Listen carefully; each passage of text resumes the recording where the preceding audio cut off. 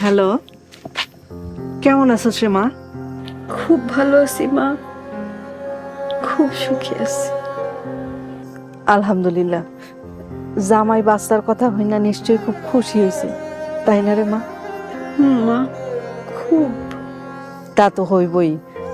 বাপ মা হওয়ার খুশি মানুষের জীবনে সবচেয়ে বড় খুশি, তাও আবার প্রথম সন্তান হওয়ার খুশি।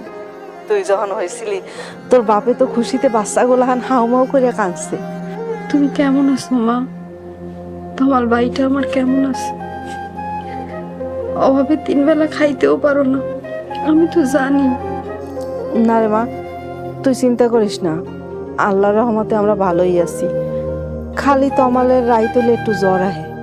নিশ্চয় ডাক্তার তো দেখাইতে পারো নাই। প্যারাসিটামল কেন টাকা কই পাইব?